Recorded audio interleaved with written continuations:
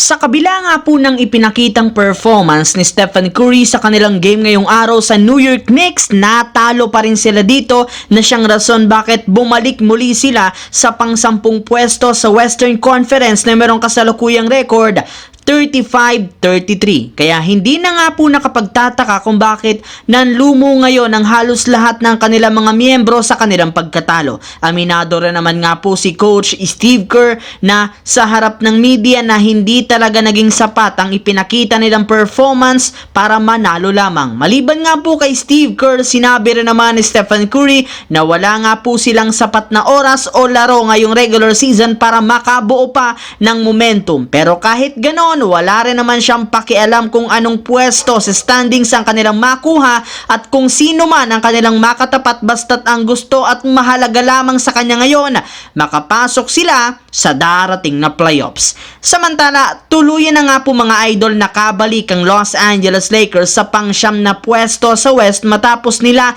na maipanalo ang kanilang game kontra sa Atlanta Hawks na sinabayan rin naman ang pagkatalo ng Golden State Warriors. Kaya oras na nga para sa Lakers na makabawi at makakuha ng panalo sa mga susunod na laro. Ngunit sa hindi nga po inaasahan, hindi para naman talaga sila nawawala ng problema sa kanilang kupunan, gayong base nga sa pinakahuling inilabas na balita ngayong araw ni Jovan Bohan ng The Athletic matapos nga po ang mahaba-habang pagkawala ni Christian Wood.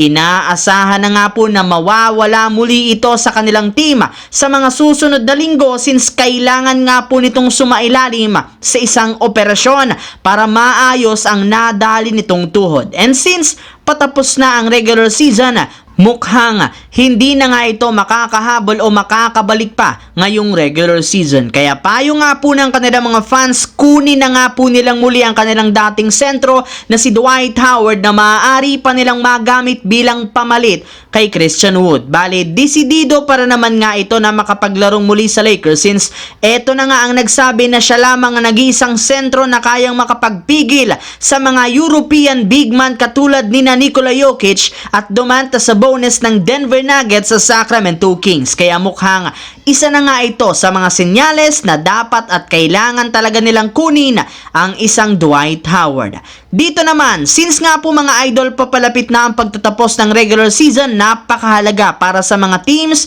ang kanilang mga susunod na laro, lalo na ang Dallas Mavericks na tabla sa Phoenix Suns bilang pang-7 at pang-8 na pwesto sa standings ng West. Kaya kung gusto man nga po nilang umabante pa dito, kailangan na nga po nilang maipanalong muli ang kanilang last 14 games sa regular season. At sa kabutihang palad, mukhang malaki ang tsansa na magawa nila ito since isa rin naman nga sila sa mga teams na may pinakamadaling game schedule sa huling 2 linggo ng Marso at sa pagpasok ng buwan ng Abril since hindi rin naman nga ganun kalakas ang team ang kanilang makakatapat. Sa katunayan, Oklahoma City Thunder at Sacramento Kings lang naman ang pinakamalakas ng kupunan na makakabangga nila dito, kaya maaari nga itong samantalahin ng Dallas Mavericks para makaangat pa sila sa standings hanggang sa ika-6 na pwesto upang sa ganoon makapasok sila agad sa West Playoffs at hindi na sila makipagsapalaran pa sa play-in tournament. So yun lamang mga idol ang ating bagong video na ating pinag-usapan ngayon dito sa aking YouTube channel. Once again, this is your J-Zone TV. Huwag kalimutang mag-like at syempre mag-subscribe. Pindutin ang notification bell sa aking channel para lagi kayo maging updated sa mga videos na pinapalabas ko. Isang malaking shoutout sa lahat mga idol. Thanks for watching. Hopefully, nag-enjoy kayo ngayon.